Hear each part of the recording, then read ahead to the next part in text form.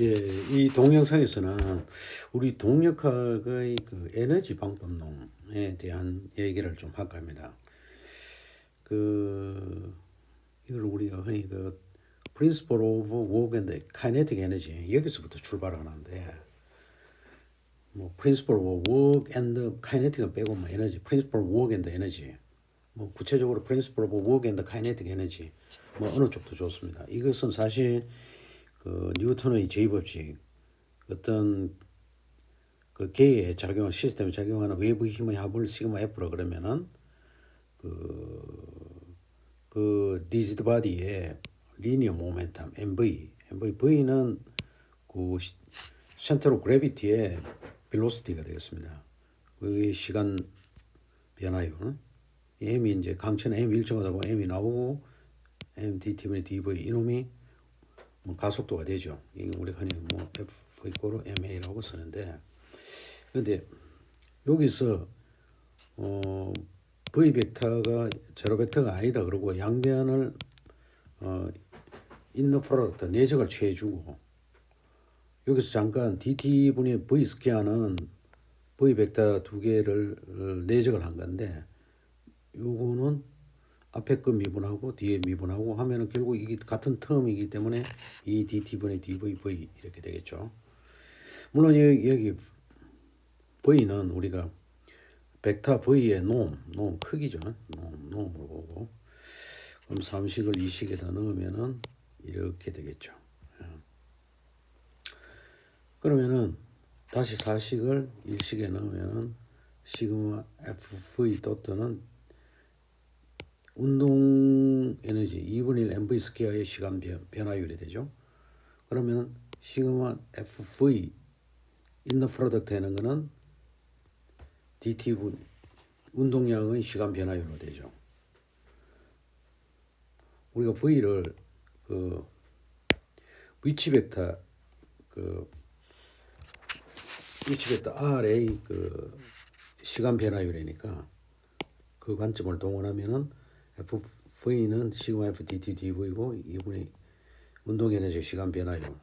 근데 여기서 우리가 잠깐 여기 이제 벡터 그 아니 미분 형태로 쓰지 말고 그냥 정분 형태로 델타 t에 델타 r로 쓰고, 여기도 델타 t에 델타 2분의 1 mv 스퀘어로 쓰면은 이거는 지워질 수 있으니까.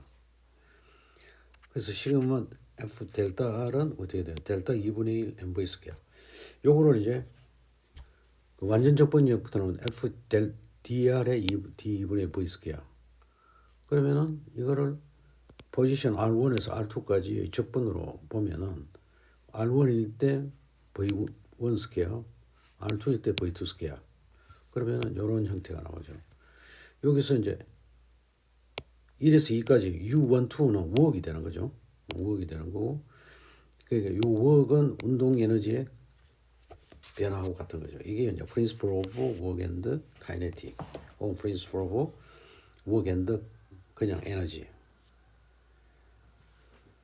근데 요 Principle of Work Energy를 쓸 경우에 그 제한점이 있어요. 리스트릭션이 있어요. 뭐 리스트릭션 하면은 우리가 리지드 바디를 한 개 잡았을 때는 근데 리지드 바디가 여러 개 들어간 시스템인 경우에 리지드 바디들 사이에 그 프릭션 포스가 인너 포스로서 일을 하는 경우가 있어요. 그럴 경우는 여기 표시가 안 되거든요.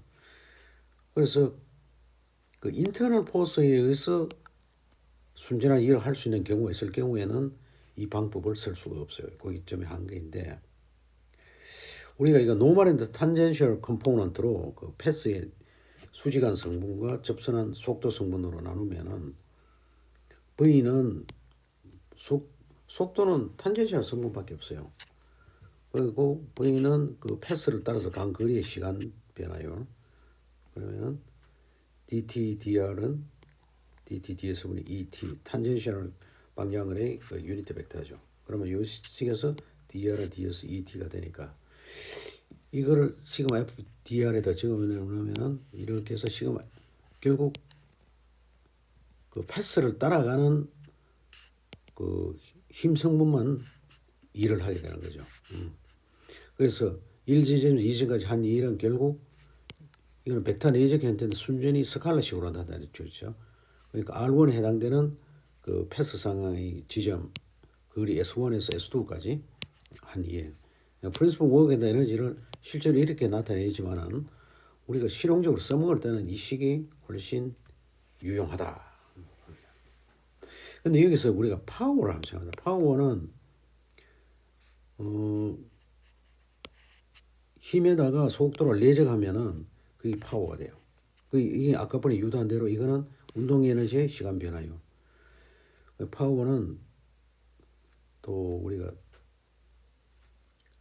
그 워크의 시간 변화율이죠. 근데 요거를 우리가 델타 T, 델타 U, 그러니까 파워라는 게 우리말로 일률이죠, 그죠? 일률이니까 이 워크를 시간으로 나눈 일률이 되는데 델타 U는 시그마 F 델타 R이 되고 델타 T가 되고 그럼 P는 요걸 미분 형태로 DT DU인데 시그마 R 델타 T의 델타 TR DT가 FV가 되죠. 그럼 FV는 또 D 2분의 1V 스퀘어니까 결국 파워는 어떻게 돼요? 운동 에너지의 그 시간 변화요. 이게 파워가 되겠죠. 그런데 이 식이 이제 현실적으로 쓰기는 이게 운동 에너지로 시간 변화한다. 이것보다는 현실적으로 쓰기에는 에버리지 형태로 많이 써요. 에버리지 형태로. 에버리지 형태는 T1에서 T2까지의 파워를 또 시간 적분을 했어. 그러면 요거는 운동 에너지의 또 변화율이니까. 그러면은 실질적으로 어떤 개의 그 인류를 따질 때는 T1, T1의 T2, 그 2분의 그 T2 때 운동 에너지, T1의 또 운동 에너지 차이. 이게 가장 유용해요. 왜냐면은 어떤 개의 시점에 T1일 때 V1, T2일 때 V2 이거는 측정이 가능하거든. 그러면 그 인류의 에버리지 값을 구하는 거는 이런 식으로 쓰는 게 훨씬 안 돼. 요걸 좀 더 좀 간결하게 쓰면 T1에서 T2까지 시간 차이에다가 운동 에너지 변화는 곧 일의 변화니까 U12로 이렇게 쓰기도 합니다. 근데 이제 에너지 컨서베이션 로는 그 외계 시스템에 작용하는 힘이 전부 보존력이다. 컨서버티브 포스다. 이럴 경우에 포텐셜 에너지가 적용돼요. 포텐셜 에너지는 컨서버티브 힘인 경우에 요 완전 적분이 어떤 스칼라 함수의 그 완전 미분 형태로 마이너스 dv 이렇습니다. 그러니까 R1에서 R2 시그마 FDR은 이 식을 넣으면 결국 V1 빼기 V2가 돼요. 그 14식에서 이거를 7식에 넣으면은 이 7식에 프린시플 워크 에너지에다 넣으면은 이런 형태로 되고 요걸 좀 보기 좋게 나누면은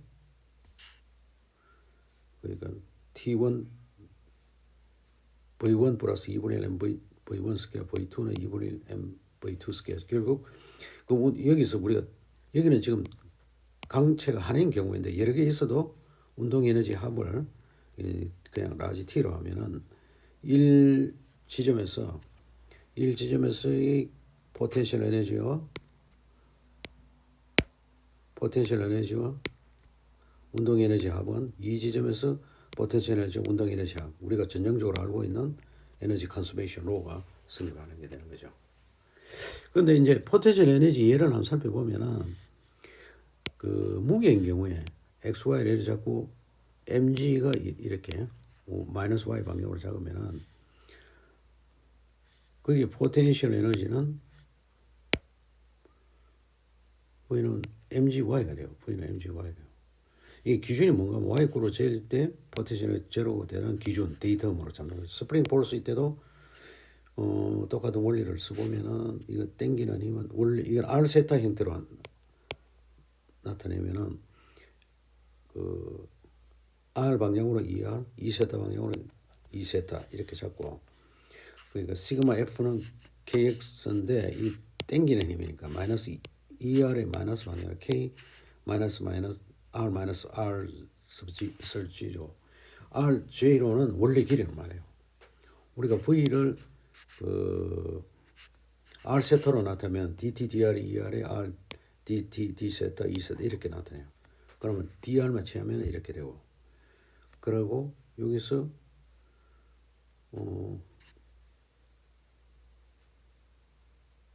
그러면은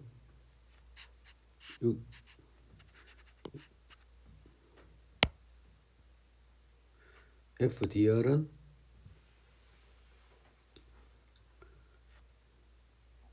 시그마 FDR은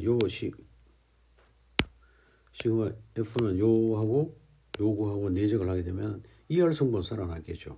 그래서 마이너스 K R 마이너스 R0 DR이 되고 여기 편의상 R 마이너스 R0를 우리가 라지에서 어떤 스트레치 스프링이 늘어나는 게 스트레치를 하면 DSDR이 되고 마이너스 FDR은 마이너스 KSDS 마이너스 DV 돼서 그 스프링의 포텐셜 에너지는 2분의 1 KS 자석이 됩니다. 물론 이게 기준은 뭔가 하면 스트레치가 제로일 때 S가 제로일 때 V가 제로인 걸로 그렇게 기준 데이터로 잡는 거죠.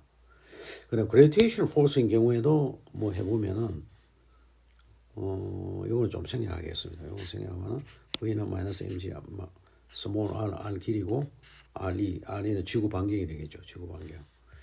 뭐 이런 식으로 포텐셜 에너지를 구할 수 있다. 이때는 마이너스가 붙습니다. 이 왜 그런가 하면은 그 요거는 완료 인력인데 인력에서 땡기는 힘은 마이너스 r GMEM인데 GME가 그 지구 표면의 중력 가속도에다 지구 반경의 적분 형태로 이렇게 표현돼요. 그래서 시그마 F는 이렇게 되고 DR은 아까 이렇게 되고 그럼 시그마 F DR 도트 프로덕트 하나 이렇게 되는 게 마이너스 DV니까 또 이게 마이너스 보랄 때도 R 자성분의 1을 적분하면 마이너스 R분의 1이 되기 때문에 이렇게 표현돼요. 근데 우리가 실용적으로 의미가 있는 거는 modified energy conservation law가 되겠습니다. 이게 이제 principle of work and energy에서 이걸 컨서버티브하고 non 컨서버티브한 힘으로 나누면은 컨서버티브한 힘은 마이너스 DV 형태로 되죠. 그러니까 컨서버티브는 마이너스 DV고 non 컨서버티브는 그대로 일어나둬요. 그러면은 R1에서 R2 FDR은 이 식하고 이 식이 나타나는데 요거는 우리가 편성을 해서 R1, R2의 시점까지 non-constitutive 한 1을 U1 또 non-constitutive 표현합시다. 그러면은 26을 이제 25식에다 넣으면은 요렇게 표현이 돼요. 그 27식을 7식에다 넣으면은 여기 재밌는 게 요렇게 표현이 돼요. 근데 요거를 우리가 2분의 1 MV 사건 요거는 지금 강체가 하나인 경우인데 여러 개 있어도 운동 에너지 썸 합으로 잡고 라지 T로 하면은 V1 플러스 T1은 U12 non-conservative V2 플러스 T2가 되더라 이렇게 돼요. 근데 요거를 제가 어떤 고찰을 했는가 하면은 modified energy conservation law하고 modified 베르누이 프린시플하고 한 비교를 해봤어요. 저는 이제 유체과 이 통섭의 개념에서 modified energy conservation은 그 비압축성 점성 유동에 대해서는 B1 이 정합이고 로 GH 요까지가 정합이죠. 2분의 로 V1 스퀘어 B2 로 GH 2분의 V2 스퀘어 그 손실 부분이 델타 P가 이 지점에 넘어가 있어요. 델타 P는 그 모든 유압 부품들의 손실계수 i번째 유압 부품 손실계수 그 VI는 i번째 유압 부품 연결된 파이프의 평균 요소 보통 그 파이프가 1지점 2점이나 그냥 D다 그러면은 그 길이가 L 그 1지점 2지점하고 거리 L이 파이프로 돼가 있는데 그럴 경우에 델타 P는 우리가 흔히 이렇게 다시 바이스바흐 이퀘이션으로 이렇게 표현이 돼요. 또 라미나인 경우에는 남자는 렐룬즈분이 64.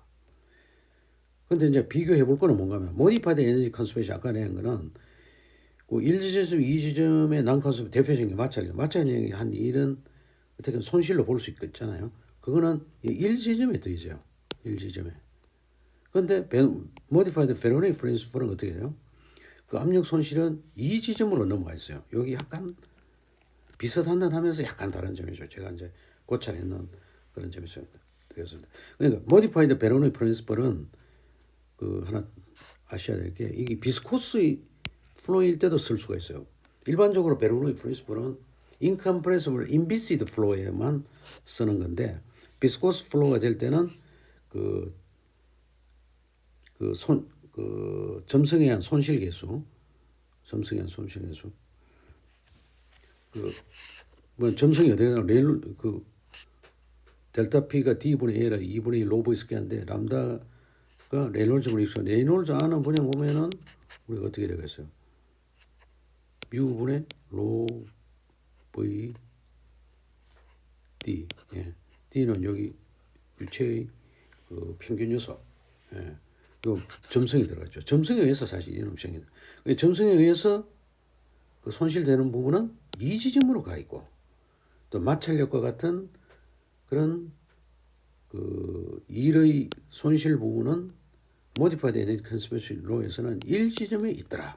여기 제가 재미있게 관찰한 점이 되겠습니다. 하여간 동력학의 에너지 메소드를 한번 고찰하면서 유체학의 모디파이드 베르노이 프린시플하고 우리가 현실적으로 많이 쓰는 모디파이드 에너지 컨servation law하고 모디파이드 베르노이 프린시플을 한번 비교를 해보았습니다. 감사합니다.